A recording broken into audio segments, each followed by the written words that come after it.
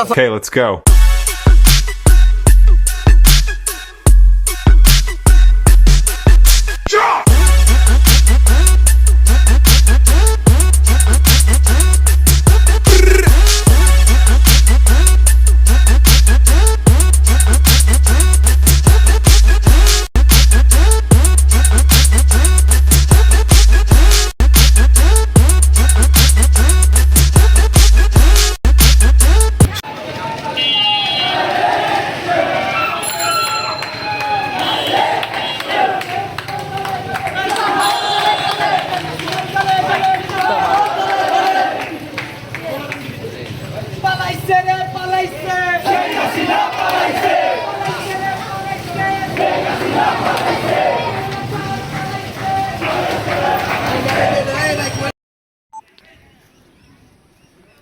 সবাইকে অসংখ্য ধন্যবাদ। আজকে আমি বরাবর ক্রিকেট নিয়ে আলোচনা করি, খুব কম রাজনৈতিক বিষয় বা দেশের পরিস্থিতি নিয়ে আলোচনা করি।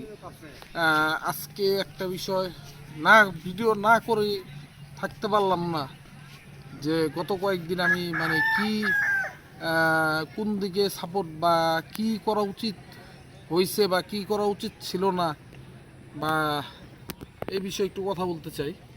প্রথমত আমি বলি যে মুক্তিযোদ্ধারা জাতির শ্রেষ্ঠ সন্তান, কারণ পাকিস্তানি হানাদার বাহিনীরা বাঙালি মা বোনের উপর কত যে অত্যাচার করছে, যুদ্ধের যে কতটুকু ভয়াবহতা, এটা কিন্তু আমরা সিরিয়া বা ফিলিস্তিনের মাধ্যমে জানি আমরা, যে 30 লাখ মানুষ শহীদ হয়েছে, তার মানে কতটুকু হত্যাকাণ্ড চলছে।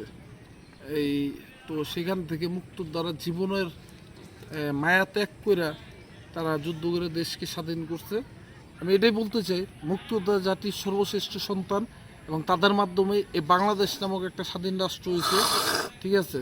এবং আপনার এটাও আমরা সবাই জানি যে শহীদ জিয়াউর রহমান তিনি একজন মুক্তিযোদ্ধা। তিনি যে দল বিএনপি বা সেই দল মুক্তিযুদ্ধের আদর্শে চেতনায় গড়া, আওয়ামী লীগ দলটাও ঠিক ওইরকম, আমি এবং জামাতের দলটারও আমি মনে করি ঠিক ওইরকমই, এবং জাতীয় পার্টিতেও সব দলে মুক্তিযোদ্ধারা ছিলেন আছেন। তো এখন আমার কথা হলো মুক্তিযোদ্ধার সম্মান সম্পূর্ণভাবে প্রাপ্য, কিন্তু হ্যাঁ 56% কোঠা আর 44% মেধাবী, এটা জিনিসটা ঠিক ছিল না। আইনটা এই আইনটা ঠিক ছিল না। মুক্তিযোদ্ধারা কোটা পাক 5% বা 10%, যে বর্তমানে যেমন দেওয়া হয়েছে, ঠিক আছে। আর বাকি সব টোটাল 15% কোটা থাকলে এনাফ ছিল। বর্তমানে তো 7 করছে, এটা একটু আবার কম হয়ে গেছে। টোটাল 15%, যেমন 10% মুক্তিযোদ্ধা, বাকি 5% বাকি 15% 85% মেধাবীর মাধ্যমে। কারণ এটা বুঝতে হবে প্রতিবন্ধী, দুর্বল, অক্ষম বা তৃতীয়লিঙ্গের জন্য, ঠিক আছে, চাকরির ব্যবস্থা। কিন্তু হ্যাঁ আমাদের সমাজ ব্যবস্থা এতটুকু খারাপ যে প্রতিবন্ধী কোটা থাকার পরও এরপরও প্রতিবন্ধীরা প্রতিবন্ধী কোঠা এবং হিজলা কোঠা বা তৃতীয় লিঙ্গের কোঠা এটা থাকার পরও হিজলারা বা তৃতীয় লিঙ্গের লোকেরা কী করে, রাস্তাঘাটে টাকা পয়সা উঠায় ফেলা। কেন? তারা ঠিকমতো তারা এইসব চাকরিতে অ্যাপ্লাই করে না, তাদের এই কোঠাগুলি ফাঁকা থাকে, ঠিক আছে, সেই চাকরির এইগুলি ফাঁকা থাকে। তো সুতরাং এই তো কোঠার আন্দোলন যেটা স্টুডেন্টরা করছে পরিপূর্ণভাবে সমর্থন করছি, এটা সত্য, ঠিক আছে। কিন্তু সেই সাথে তাদের এতটুকু বলা উচিত ছিল যে এই আসলে আমি মনে করি সর্বপ্রথম এই জিনিসটা ভুল, সরকারে বলেন বা যারই বলেন, পুলিশের গুলি করাটা সব কিছু ঠিকঠাকভাবে আগাইতেছিল। আমি মনে করি এই যে রংপুরে যে মারলো, যে ছেলেটা শহীদ হলো, সেই ছেলেটা বুক পাইতে দিছে, তো ওই সময় তার হাতে একটা ছোট লাঠি, এবং তারা যতটুক ভিডিওতে দেখলাম যতটুক দূরত্বে ছিল, তো অনেক পুলিশ ছিল, কেউ উঠাইতেছে, হ্যাঁ উঠাইতেছে। ছাত্র যখন উচ্ছৃঙ্খল হয়ে যায় তখন তাকে শিক্ষক হিসেবে শাসন করা যায়, এটা সত্য, ঠিক আছে। পুলিশ রাষ্ট্রের জন্য, রাষ্ট্রের উপকারের জন্য শাসন করতে গেছে, এটাও মানলাম। তারা ছত্রভঙ্গ করে দিতে পারে কিভাবে? টিয়ার সেল, রাবার বুলেট বা লাঠি পিটার ভয়ভীতি দেখা ছাত্রদের রণভঙ্গ করে দিতে পারে, ঠিক আছে, যদি ছাত্ররা কারো কোনো ক্ষতি করে বা সবার কোনো ক্ষতি করে। কিন্তু কোনোভাবেই পুলিশের সেই কর্মী, আমি পুলিশের সবাইকে খারাপ বলছি না, কারণ এই পুলিশ না থাকলে আজকে আমরা সবাই কাছে পুলিশ কালপিট, আমার কাছেও কালপিট, শুধুমাত্র ওই ব্যক্তিটা। আমি একটা জিনিস বলি যে পাপীকে ঘৃণা করো করো না, কিন্তু পাপকে ঘৃণা করো, ঠিক আছে? যেই পুলিশ না থাকলে আমাদের দেশের আইন শৃঙ্খলা ভালো থাকবে না, ঠিক আছে? যত কিছু বলেন আপনারা, যে আগের থেকে দেশের আইন শৃঙ্খলাটা অনেক উন্নতি হয়েছিল, ভালো হয়েছিল অনেক আগের থেকে। এমনও জিনিস মানুষ ডাকাতির জন্য, চুরি ডাকাতি ছিনতাই রাহাজানি, ঠিক আছে, সবাই কর্মসংস্থানে ব্যস্ত হয়ে পড়ছে। তবে হ্যাঁ, পুলিশের সেই সদস্যতার ভুল হয়েছে, সেই স্টুডেন্টদের গুলি করে মারা, এটা সম্পূর্ণ ভুল, ঠিক আছে? এর জন্য তার বিচারের আয়ত্তাধীন হইতে হবে অবশ্যই।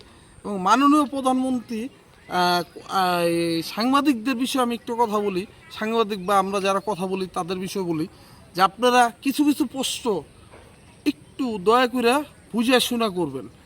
আমার কাছে মনে হয় যে মাননীয় প্রধানমন্ত্রী যে ওই প্রশ্নটা, যে প্রশ্নটা থেকে চলে যাওয়ার পর থেকে আন্দোলন শুরু হইলো তুমুল দমে, যে সেই দিনে যে রংপুরের ছেলেটা শহীদ হইলো, সেই দিনের আগের দিনের কথা, সাংবাদিকটা প্রশ্ন আমরা সাংবাদিকরা একটা হিসাব করে করব।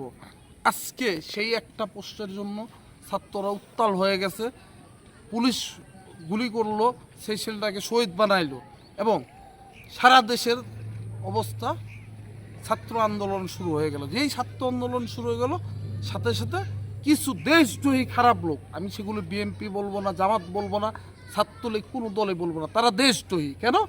কারণ আজকে দেশের যা ক্ষতি করা হয়েছে তা অপূরণীয়। স্টুডেন্টরা শহীদ হয়েছে, এটা একটা ক্ষতি। এবং সেই সাথে সাথে মেট্রো রেল, আসলে আমার যতটুকু বয়স, আমি মনে করি যে এরকম এর থেকে অনেক বেশি বয়সী মানুষ আছেন, তারা জানেন যে এই মেট্রো রেল বাংলাদেশের জমিনে হবে, এটা আমরা খালি বাইরেই দেখতাম। যে আমার কাছে মনে হয় যে বাংলাদেশে যে হবে এরকম আমরা কল্পনা করতে পারতাম না। সে মেট্রো রেলটা চলতেছিল। এর মধ্যে প্রধানমন্ত্রীর একটা কথা আমার পছন্দ হয়েছে, তিনি বলছেন যে মেট্রো রেলে কি আমি উঠবো? আসলে তো মেট্রো রেল তো আমরাই উঠবো, তো আমাদের বাহন আমরাই পুরাই দিলাম, তো লাভ কী হলো? ক্ষতিটা আমাদের হলো দিন শেষে। তো এরকম দেশের অনেক ক্ষতি করা হয়েছে। বিটিভি ভবন, আসলে বিটিভি ভবন বলতে বিটিভি বাংলাদেশ টেলিভিশন, এর কাজটাই হলো একটা, যে তা হইলো যে যেই সরকার আছে সেই সরকারের পক্ষে, তো ওই বিটিভি ভবনটা বাংলা যুক্তিসঙ্গত হয়নি।